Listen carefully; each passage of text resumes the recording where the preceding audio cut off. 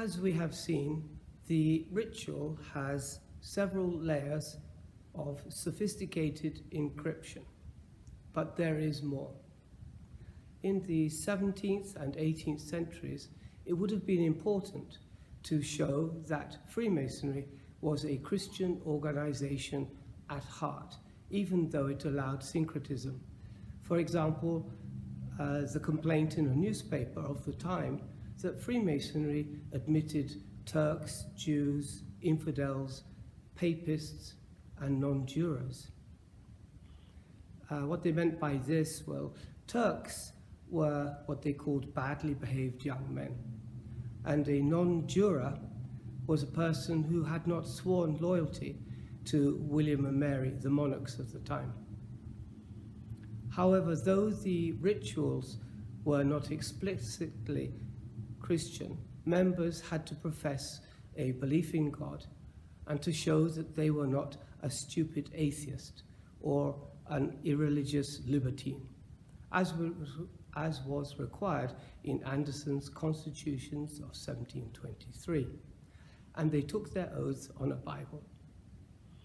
This is an important point because later in the 18th century, the government twice introduced laws to suppress so-called secret societies. The first was the Unlawful Oaths Act of 1797, and then 2 years later, the Unlawful Societies Act of 1799. And the fact that Freemasonry could show that it was basically a reinvention of a Christian morality play, this worked in its favor. Then in 1817, the government introduced the Seditious Meetings Act. But by that time, the ancients and the moderns had united. And of course, the fact that since 1767, royalty had been Grand Masters and the figurehead of the organization, this also greatly influenced the government in giving Freemasonry an exemption to the law. For example, the penalty in the first degree. Albert Pike said, "Those who composed the rituals saw nothing absurd in making it part of one of them, in a country that had no sea coast, that he should be buried in the rough sands of the sea, a cable tow's length from shore, where the tide ebbs and flows twice in 24 hours, when all the sea coast in Palestine and Phoenicia was part of the Mediterranean, in which there are no tides." This is a slightly incorrect because there is a slight tide in the Mediterranean, but as it's landlocked, it's not as large as in other countries. This Pike's misunderstanding arises from believing that the ritual takes place near King Solomon's temple.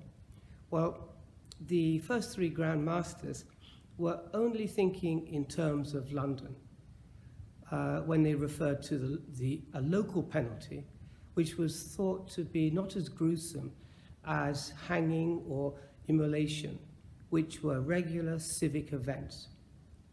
The Thames in London is a tidal river rising between 15 to 20 feet at high tide, and there are 2 high tides in 24 hours. So we can see that the Grand Masters were thinking of penalties which would apply to people in London at that time. And in London in the 17th century, women murderers were often tied to a post to drown when the tide came in, or were drowned in a pond. And offenders would often have their tongues cut out so that they could not cry out for help. As we have seen in other talks, the Inquisition, which was instituted in 1231, burned many alchemists at the stake, including Secco de Ascoli in 1327, Giordano Bruno in 1600, and Tommaso Campanella in 1639. The church feared that free thinkers like D'Ascoli, Bruno, and Campanella wanted to bring about a religious and social revolution based on Hermetic philosophy. Later, the Inquisition was also empowered to enforce the papal bull of 1738. So caution was necessary, and Freemasons' circumspection was extended by adding a tiler to the lodge with a sword at the door. A second responsibility for the lodge was to keep fraudulent members from forcibly entering the lodge. And though moral lessons are now attributed to the compass, cable toe, and hoodwink, I believe that they had a more mundane purpose. The compass was actually originally a small dagger called a poignard, held to the heart, which would stop the candidate from forcing himself into the lodge. The cable toe was used to take him out of the lodge, and he was barefoot to stop him from running away. The hoodwink, the hoodwink was used to stop the candidate from seeing members' faces, should he be proved to be from the Inquisition, as well as to use in the first degree. The fact that Masonic lodges from the beginning were syncretic emphasized the fact that Freemasonry is not a religion, but has more in similarity with a philosophy. However, a belief in God has always underpinned Freemasonry, which is emphasized by the oath. Despite what conspiracy theorists believe, the penalties of the degrees have never been carried out. And in modern times, the language has been toned down so as not to upset people. In the early days of the revival, there were spies everywhere, government spies and the Jacobites and the Inquisition. And Catholic Europe was still hoping to bring Britain back into the Catholic fold.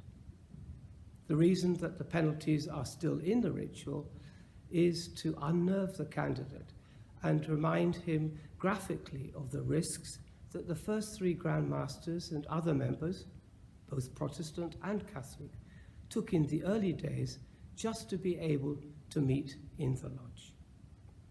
Thank you.